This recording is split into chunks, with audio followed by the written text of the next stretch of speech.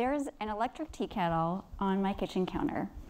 It's been there for 7 years and it's starting to act up. You have to kind of jiggle the handle just so to make it work. And so I'm gonna have to replace it soon. And I'm kind of sad about that, even though it's just a tea kettle, because it was a gift from my parents, sort of. So a few years ago, I had been drinking more tea and coffee at home, and I thought a tea kettle would be a great gift for Christmas. And so I learned at that point to graduate from general ideas about what I might like to specific suggestions to precise links to the exact item I wanted. And this year I wanted a tea kettle, a nice one with different temperature settings, a keep warm button.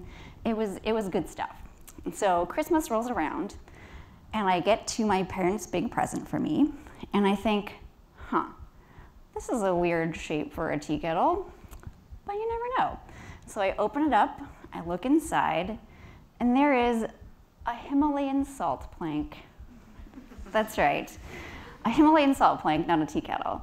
They said you can use it to serve canapé, you can grill on it, won't it be fun? I thought though it would be a thing I stick in a drawer, move around the country, and eventually get rid of. And so instead of the tea kettle, they gave me the second best thing, which was permission to return the salt plank. So I did, and I used the money to buy that tea kettle, and it sits on my kitchen counter, making water hot, and I think of them every time I use it. So I imagine I'm not the only person here with a story like this about a very thoughtful, well-intentioned, well-meaning gift that just was not quite right. Or maybe you've been the gift giver who's chosen a very carefully crafted gift meant just for this person, and all you got in return was a tight smile. We have lots of chances to give gifts, and therefore lots of chances to give gifts not quite correctly. I'm a professor of marketing. I study consumer decision making, and in particular, how people choose gifts for others and how they react to the gifts that have been chosen for them. And I can tell you from my data that givers know they don't always get it right.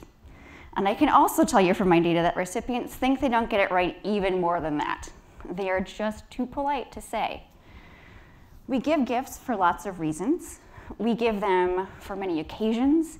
Obviously things like holidays and birthdays, but also Mother's and Father's Day, weddings and anniversaries, baby showers, graduations, retirements. There are lots of chances to give gifts wrong. There are lots of rules in place because gifts serve many functions. They help us express how much we care about another person, to strengthen relationships or share condolences, to make congratulations, to celebrate milestones, and so on. And because they serve all these functions, we have rules and expectations about what makes for a good gift. That's helpful in some ways, but it also means that it's kind of complicated for givers to choose what is actually a good gift. And the rules don't always help those gifts make recipients happy either. And so I'll talk about some of those rules, why we follow them, and what you might do about them to hopefully give better gifts in the future, based on my own research as well as those of many talented colleagues who look at this exact topic. This has stakes for people. It's costly to give a bad gift in lots of ways. So businesses obviously would like you to spend your money wisely with them, and it turns out Americans spend hundreds of billions of dollars every year at the holidays. About 10% of those gifts get returns, which means tens of billions of dollars of returns. And I've seen estimates that 75% of those returns don't get resold. They get discarded or destroyed, and so it's just money getting thrown away. I will also say that givers sometimes throw their money away as well. Some particularly grinchy economists estimate that about 30% of the money we spend on gifts is what they call dead weight loss. What that means is that recipients value the gifts about 30% less than the givers spent for them. So givers are, in fact, kind of throwing their money away. There are other costs, too. So gift giving is stressful. That is the theme I hear every year around the holidays when I get called up for advice about how to give better gifts. People are kind of freaked out by giving gifts.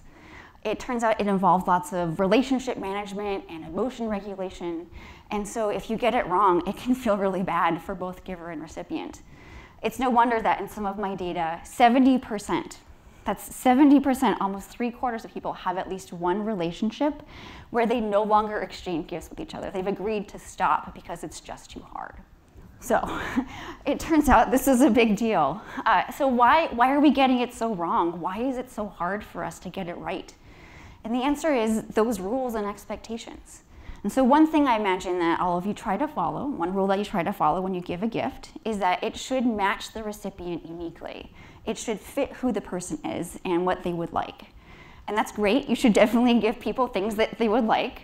But it can lead to other problems too, which is maybe you give gifts to more than one person at once, and you try to match each person specifically. But often you have friends and family who like the same things and who might enjoy the same present.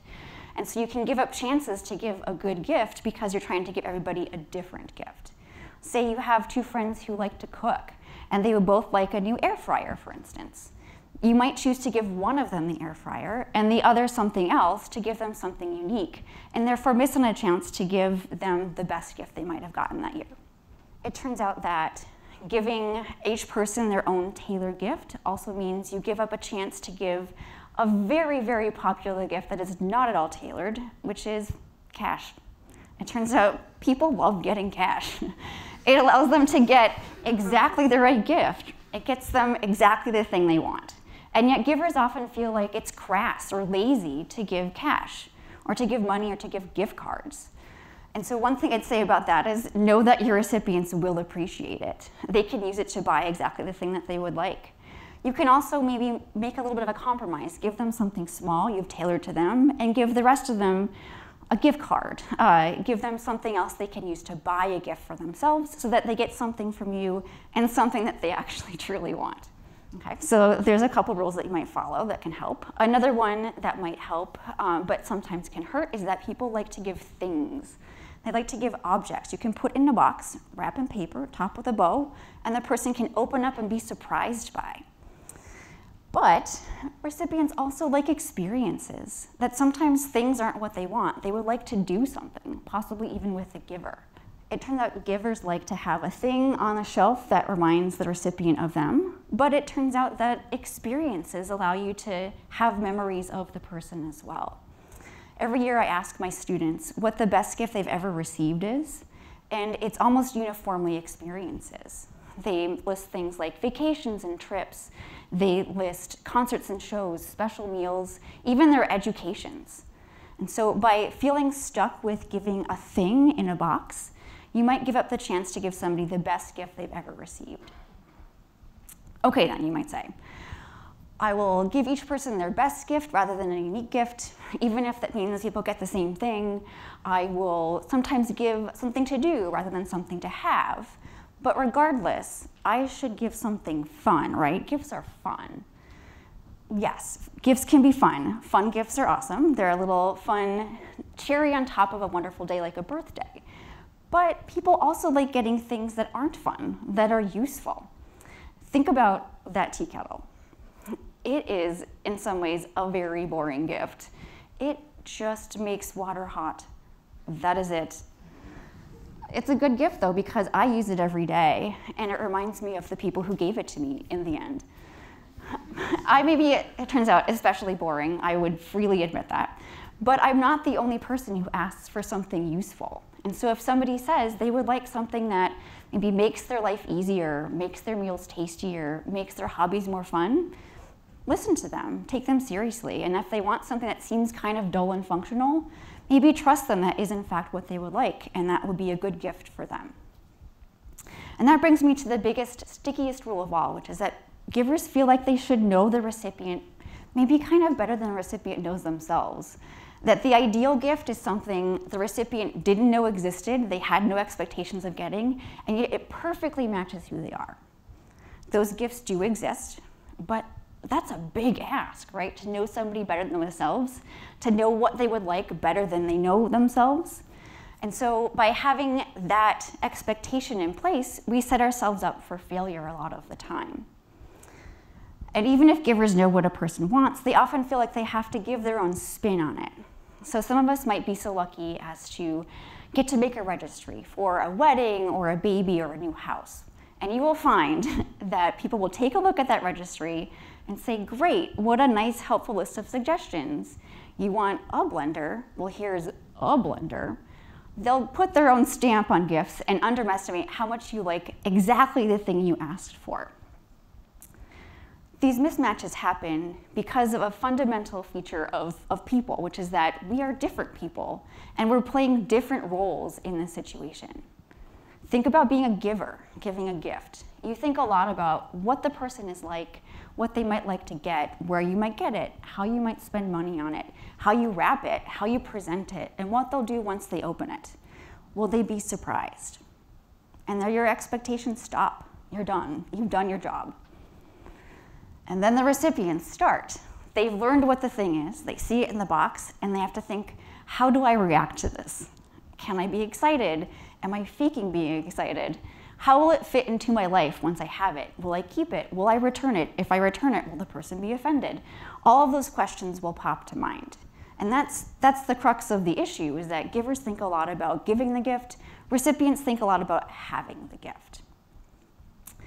So what can we do given that asymmetry is going to exist? How do we get people to feel truly appreciated through the gifts that they get because they're a good fit, and have recipients express their appreciation for the givers? And in the end, that's what gifts are for, is to express appreciation for each other. Well, I can give you a few tips from the research. Tip number 1 is just give something consumable. It's a really easy one. It turns out people like things to eat and drink, or things to do. And so give something that they can consume. So a box of chocolates, a bottle of wine, homemade cookies, those are all great gifts. People like them, it turns out. And so if you choose something people can consume, you can express their preferences by the thing that you choose. If you know they like chocolate, get them some of that. If you don't get it right, well, it's consumable. It's gonna get consumed and then it will be gone. And so it's not there as a reminder of how you almost, not quite, maybe kind of know their preferences. Tip number 2 is to just observe, to watch people and see what they do and what they like. What kinds of gifts have succeeded in the past? Give some of those. That the best predictor of the future is the past. And so take what they tell you about who they are and what they like, and use that to predict what they will like again, rather than trying to invent interests or new hobbies or things they might like out of whole cloth. Tip number 3 is to just think ahead. What will the person do once they have that gift in their house? Again, think less about giving the gift and surprising them with a gift, and think more about what it will be like to have or to keep that gift. That thinking about how it will fit into their life means you have a better chance of giving the gift that will, in fact, actually fit into their life. And then tip number 4 is kind of the biggie, and that is to just ask. It turns out recipients don't mind being asked what they would like, and they definitely don't mind being listened to. So if they give you a gift registry, pick something off it. If they give you a wish list, use it. If they give you suggestions, take them seriously. It turns out that the best way to give a great gift is to ask a person what a great gift might be. And so don't be afraid to get that input from them. They will be able to share it with you. And it turns out that in some ways is my advice for not just better gift giving, but also better interactions and even better relationships, which is to understand that you can't truly know what somebody else is thinking unless you ask them. That to understand that there is a physical and mental chasm between you and everybody else in the world, and the only way to cross it is by simply talking to the person and getting their perspective and getting what they can tell you about what's in their head and in their heart. So you might wonder, after all that, do I take my own advice? I have all these tips, I have these suggestions, do I follow them? Well, one example is that a few years back, my dad actually asked me for an electric tea kettle. He drinks even more tea than I do, and his had been starting to wear out as well. And so I learned my lesson from my experience and from my research, and I bought him that tea kettle, even if it wasn't the most exciting of gifts. And it turns out it sits on his counter, making water hot and making him happy even today.